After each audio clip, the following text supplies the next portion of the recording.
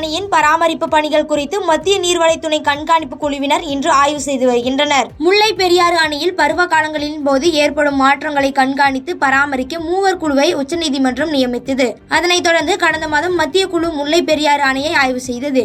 இந்நிலையில் தற்போது கேரளாவில் பல்வேறு பகுதிகளிலும் முல்லை பெரியாறு அணை நீர்பிடிப்பு பகுதிகளில் தொடர்ந்து மழை பெய்து வருவதால் தற்போது அணையின் நீர்மட்டம் 127.05 அடியாக உள்ள நிலையில் நீர்வரத்து அணைக்கு 3960 கன அடியாக உள்ளது. பருவமழை பெய்து வருவதன் காரணமாகவும் இன்று மத்திய நீர்வள துணை கண்காணிப்பு குழு தலைவரான நீர்வள ஆணைய செயற்பொறியாளர் சதீஷ்குமார் தலைமையில் அணை பகுதியில் இன்று ஆய்வு செய்து வருகின்றனர். இதன் காரணமாக கேரள மாநிலம் குமளி அருகே உள்ள தேக்கடி படகு துறையில் இருந்து தமிழக கேரளா அதிகாரிகள் படகின் மூலமாக அணை பகுதிக்கு சென்று அங்கு இக்குழுவினர் பிரதான அணை, பேபி அணை, கேலரி பகுதி, மதகு பகுதி மற்றும் மழையின் அளவு, அணையின் நீர்வரத்து, நீர் வெளியேற்றம், மதகு பகுதியில் நீர்க்கசிவு ஆகியவை குறித்து ஆய்வு செய்ய உள்ளனர்.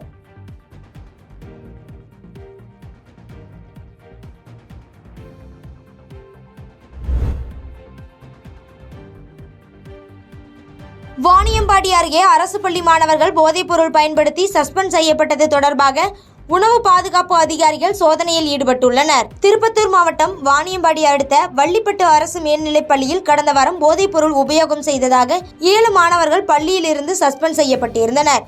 இந்த நிலையில் இதுகுறித்து செய்திகள் ஊடகங்களில் பரவி பெரும் பரபரப்பை ஏற்படுத்திய நிலையில் இதுகுறித்து ஆய்வு செய்து நடவடிக்கை எடுக்க திருப்பத்தூர் மாவட்ட ஆட்சியர் தர்பகராஜ் உணவு பாதுகாப்பு அதிகாரிகளுக்கு உத்தரவிட்டார். இதைத் தொடர்ந்து இன்று போலீசாருடன் இணைந்து உணவு பாதுகாப்பு அலுவலர் இளங்கோவன் தலைமையில் நேரடியாக பள்ளிக்கு சென்று மாணவர்களிடம் விசாரணை செய்து அவர்கள் பயன்படுத்திய போதைப் பொருட்களை எங்கிருந்து வாங்கி வந்தார்கள் என்பது குறித்து விசாரணை நடத்தினர். இதன் பின்னர் அருகே உள்ள கடைகளிலும் கொத்தக்கோட்டை கூட்டு சாலை மற்றும் வாணியம்பாடி பேருந்து நிலையம் உள்ளிட்ட இடங்களில் உள்ள கடைகளில் ஆய்வு செய்து சோதனை செய்தனர். அந்த சோதனையின் போது 4 கடைகளில் போதைப் பொருட்கள் விற்பனை செய்து வந்தது கண்டறியப்பட்டு போதைப் பொருட்களை பறிமுதல் செய்தனர். மேலும் அந்த 4 கடைகளுக்கும் 1 லட்சம் ரூபாய் அபராதம் விதித்து சீல் வைத்தனர். மேலும் இந்த 4 கடைகளுக்கும் 15 நாட்களுக்கு திறக்கக்கூடாது என்று உத்தரவிட்டுள்ளனர்.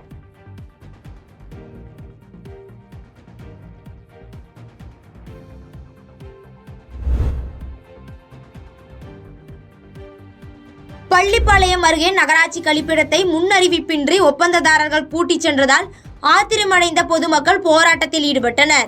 நாமக்கல் மாவட்டம் பள்ளிப்பாளையம் நகராட்சிக்கு உட்பட்ட ஆவரங்காடு பகுதியில் நகராட்சி பொது கழிப்பிடம் செயல்பட்டு வருகிறது. அப்பகுதியை சுற்றிலும் 400க்கும் மேற்பட்ட குடும்பத்தினர் இந்த பொது கழிப்பிடத்தை பயன்படுத்தி வருகின்றனர். இதனைத் தொடர்ந்து கடந்த பல ஆண்டுகளாகவே ஆண்களுக்கு 2 ரூபாயும் பெண்களுக்கு 1 ரூபாயும் கழிப்பிடம் பயன்படுத்துவதற்கு கட்டணம் வசூலிக்கப்பட்டு வந்தது. இந்நிலையில் பொது கழிப்பிடத்தை பயன்படுத்தும் பெண்களுக்கு இனி 2 ரூபாய் செலுத்த வேண்டும் என்று நகராட்சி பொது கழிப்பிடத்தை ஏலம் எடுத்த புதிய ஒப்பந்ததாரர்கள் அப்பகுதியைச் சேர்ந்த பெண்களிடம் கூறியதாக தெரிகிறது.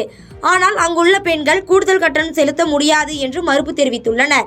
இதனைத் தொடர்ந்து ஆத்திரமடைந்த ஒப்பந்ததாரர்கள் பொதுமக்கள் பயன்படுத்தும் கழிப்பிடத்தை இரவோடு இரவாக பூட்டிச் சென்று விட்டனர். இதனை அறிந்த அப்பகுதி பொதுமக்கள் நகராட்சி பொது கழிப்பிடம் அருகே திடீர் முற்றுகை போராட்டத்தில் ஈடுபட்டனர். இதனையடுத்து அங்கு விரைந்த பள்ளிப்பாளையம் நகராட்சி சுகாதார ஆய்வாளர் உள்ளிட்ட அதிகாரிகள் பொதுமக்களை சமரசம் செய்து இது குறித்து உரிய நடவடிக்கை எடுக்கப்படும் என கூறி ஒப்பந்ததாரர்களை வரவழைத்து பொது கழிப்பிடத்தை திறக்க செய்தனர். இதன் காரணமாக அந்த பகுதியில் சிறிது நேரம் பரபரப்பு ஏற்பட்டது.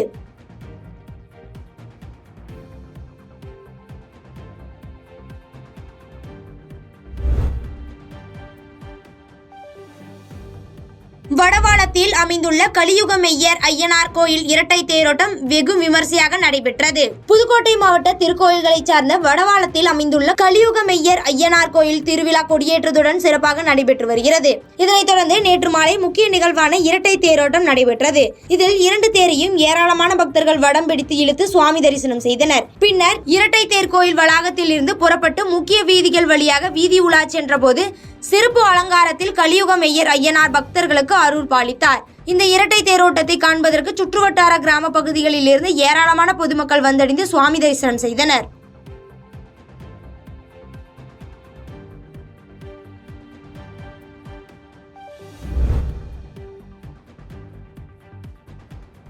பல்லாவரம் வட்டத்தில் வளர்ச்சி திட்ட பணிகளை மாவட்ட ஆட்சியர் அருண்ராஜ் நேரில் ஆய்வு மேற்கொண்டு பொதுமக்களிடம் கோரிக்கை மனுக்களை பெற்றுக் கொண்டார். தாம்பரம் மாநகராட்சி பல்லாவரம் மண்டலம் அலுவலகத்தில் உங்களை தேடி உங்கள் ஊரில் என்ற திட்டத்தின் கீழ் நிகழ்ச்சி நடைபெற்றது. இந்நிகழ்ச்சியில் பல்லாவரம் மாவட்ட ஆட்சியர் அருண்ராஜ் தலைமையில் ஏராளமான அதிகாரிகள் கலந்து கொண்டனர். இதன் பின்னர் பொதுமக்களிடமிருந்து கோரிக்கை மனுக்களை பெற்றுக்கொண்டு அதற்கான உரிய நடவடிக்கை எடுக்கப்படும் என்று உறுதியளித்தனர். இந்நிகழ்வில் கொட்டும் மழையினையும் பொருட்படுத்தாமல் பொதுமக்கள் வரிசையாக நின்று தங்களது மனுக்களை ஆட்சியரிடம் வழங்கினர். இதன் பின்னர் அதனைத் தொடர்ந்து செங்கல்பட்டு மாவட்டம் தாம்பரம் மாநகராட்சிக்கு உட்பட்ட பல்வேறு இடங்களில் உங்களை தேடி உங்கள் ஊரில் என்ற திட்டத்தின் கீழ் மாவட்ட ஆட்சியர் அருண்ராஜ் ஆய்வு மேற்கொண்டார்.